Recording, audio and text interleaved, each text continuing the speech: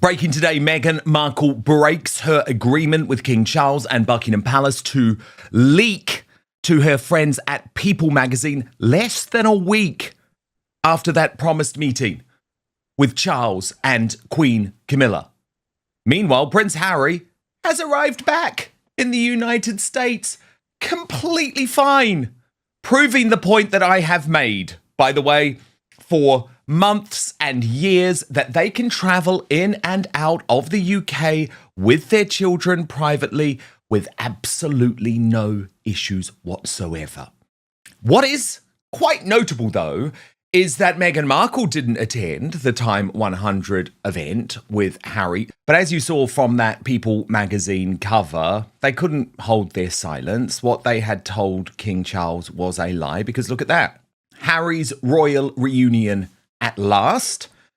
His family visit Charles as new drama unfolds inside Prince Harry's turbulent UK visit, from a public palace dispute to a crushing court loss to a long-awaited reunion with King Charles alongside Meghan, Archie and Lily. But why this matters, of course, is that we know that Prince Harry has in the past directly emailed People magazine. We know that People magazine effectively operates as like the house journal for the Sussexes.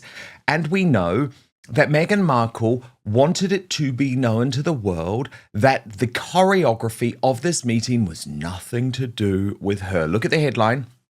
Meghan Markle always lets Prince Harry lead when it comes to the royal family. There's a lot of sadness over how the week unfolded and that she wasn't able to be by his side throughout the visit. A source tells People. Well, again, you know it matters to me that I'm open about where these sources come from, and certainly in the case of People magazine, it is either directly from Meghan Markle and Prince Harry, directly from one of their friends, or directly from their communications team, at the moment the hapless Liam Maguire.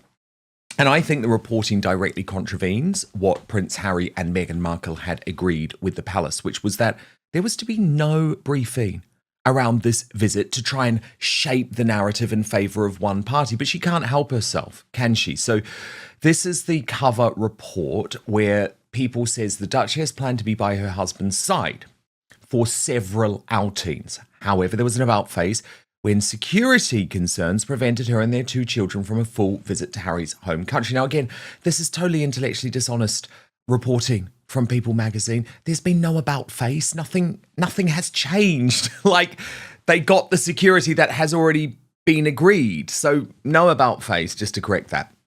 Anyway, it goes on. She returned to England for the first time since 2022 for a private reunion with King Charles. Meghan didn't make any public appearances during the trip. A source who knows the couple, oh, I wonder who, tells People in this week's exclusive cover story that she would have felt humiliated. Oh, poor Meghan, humiliated watching the public back and forth unfold. Another source tells People Meghan is very supportive of Harry, adding there's a lot of sadness over how the week unfolded and that she wasn't able to be by his side. However, another insider adds when it comes to Harry's dealings with his family, she always lets him lead. Behind the scenes, the drama surrounding the visit was quite stressful, says a source close to the Duke and Duchess of Sussex, so we're meant to feel sorry for them here. Eventually, it was decided that Prince Harry would return to the UK solo for the week of charity events, with Meghan and the children returning to England later in the week for the reunion. For those close to Harry, the public wrangling was as frustrating as it was familiar. This is not the first time. It has not been plain sailing with correspondence or trying to make things work, tells a well-placed source. It all comes back to security. If that was resolved, there would be so much more certainty every time he comes or they come. Can I just give Harry and Meghan a news flash? It's been resolved a long time ago. There is nothing to resolve. You're not getting it unless there's a specific threat. So you're the ones creating this constant drama. And you know that. It's just People magazine lying. One of the clearest reminders of Meghan's absence came at the one-year countdown to the 2027 Birmingham Invictus Games on July 10, where she had originally been expected to appear alongside Harry. Invictus is Harry on his A-game. It was look at what you're missing, adds Simon Vigo, author of the upcoming Four Wives of Windsor. It's a crying shame. He is a loser. She didn't want to associate with him this week because, again, nothing in the security has changed. People went on. Prince Harry and Meghan's police protection in the UK was stripped after they stepped back from their royal roles and relocated to her home state of California in 2020.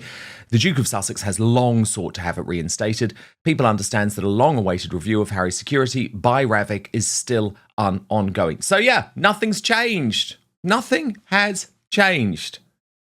Let me bring in royal reporter extraordinaire, a long-time member of the Royal Rota and Royal Exclusive Breaker, but also now independent on the Robert Jobson Substack.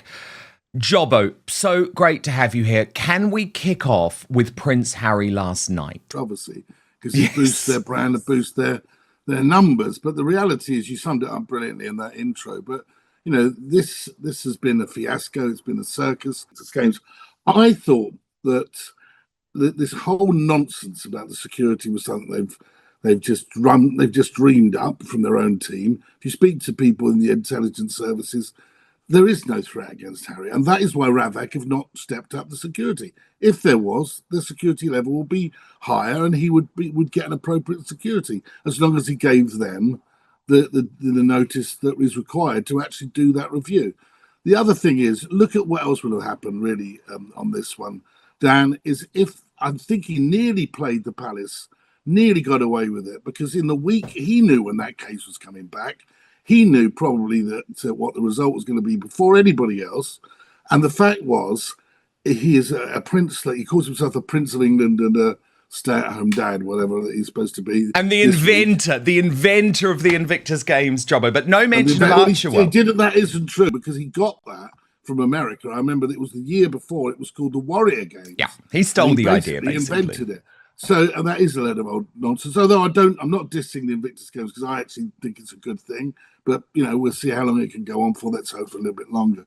But, you know, this is a guy that was finally agreed to stay at Buckingham Palace, and luckily the palace pulled that away from him. But he was railing against the independent judiciary, calling it a whitewash, taking on the free press in a way that, frankly, is not really acceptable in a world that we're living in, when we're getting prime ministers coronated without even debate, and also attacking a High Court judge, and also suing the government. These are the three pillars, you know, a free press, an independent judiciary, and a government that is elected, that his father, as the king, is there to secure. He stands to, you know, he's there to serve those pillars of the community. Otherwise, there is no point of a monarchy. And what worries me, and it does worry me actually, is that if Harry had been coming out of Buckingham Palace, the headquarters of monarchy, that would have been a really bad optic. Well, I would go further than that, Jobbo. Constitutional crisis. You know, if he had made that statement from within the rooms of Buckingham Palace, which is what he intended to do. Then can we move on to this People magazine briefing, Jobbo? Just before I get your take on it, our Substack colleague, Tom Sykes of The Royalist, very, very good. He's making the point that this leak is Meghan trying to make herself the victim in all of this somehow. So he writes, "What was it that was so awful this time, Pet? The audience with the king at his Highgrove sanctuary, the offerer of an apartment at Buckingham Palace, maybe? No, apparently it was the very public way the back and forth about the visit was conducted." But Tom adds, Jobbo, hang on a second, it was her team that fired the starting pistol on making public this entire psychodrama by issuing unprompted an operational note to journalists confirming that the whole California quartet would be flying over for what the Sussex people were already thrillingly billing as a dramatic rapprochement with the entire UK. Harry knew the status quo of the last 6 years was in place and that Ravik had not magically upgraded his protection, but he went ahead and made arrangements that he then cancelled in public. So Sykes argues the only people responsible for this playing out in public were Harry and Meghan. The palace said nothing. They sat patient as a hall porter waiting for the couple to make up their minds about a hospitality offer that had been sitting on the table for months. It was Harry's people, his people, Tom just emphasises that point, and I think it's a point worth emphasising, who put the trip in the papers. His people who confirmed the children. His people who then days later put out a second announcement saying he was now reconsidering whether to bring Meghan and the children at all because of a security row that per the first announcement they had already accepted and were quite comfortable working around. So, Jobbo, given that context from Tom Sykes, which I think was brilliantly explained, actually, how on earth can Meghan Markle then leak to People magazine, contravening the agreement that they had made with Buckingham Palace, that she is somehow the victim in all of this? And they were always going to leak it. It was a matter of time. Even I thought it was quite quick how they've leaked. They can't help themselves. Detail. There'll be more detail that comes out about this, and it will all be positive about the Sussexes. I mean, the reality is that's what they're going to do. They're going to leak, and it's inevitable. I mean, it is inevitable. But with the whole business of this circus that came into town, effectively they were holding a gun to the king's head. There's nothing these children have done wrong, Archie and Lilibet, and I'm sure like you, like me, feel they're totally innocent. But they are being used in a way that is pretty despicable, because what's the king supposed to be? You know, what's the king supposed to do? He's told his grandchildren are coming to England, and that his son and daughter-in-law would like him to meet them and to have some sort of interaction with them for the first time in 4 years, for the first time in their memory, really. Of course he's going to say yes. He's a kind man, really, the king. He's not going to not want to see his grandchildren. Okay, is he a weak man, though, Jobbo, too? Yeah, but, it's difficult, isn't it? You're living with cancer. You've got a certain amount of finite time in your life. I mean, he's seeing all sorts of people behind the scenes. Michael Fawcett, who was got rid of as well. A lot of people being seen in this period, because of course a man without living with that, he doesn't know how long he's got, and so he's not going to turn that down. And that may be seen as weakness, but it certainly wouldn't have happened on the Queen's watch, the late Queen's watch. And I don't think it would happen if it was Prince William, no matter what the situation was going on. But this is a father and a father-grandfather situation. I slightly get that. But it was quite clear that they were going to be played here. And I'm just glad that they didn't get to stay at Buckingham Palace, headquarters of the monarchy, which I think would have been the worst optic ever. And I think that Sir Clive Alderson got away with one there by withdrawing their offer just in the nick of time. And if Harry accepted straight away, my goodness, would that have been a terrible, terrible look for the monarchy? Totally, it would have been. That was a fast save.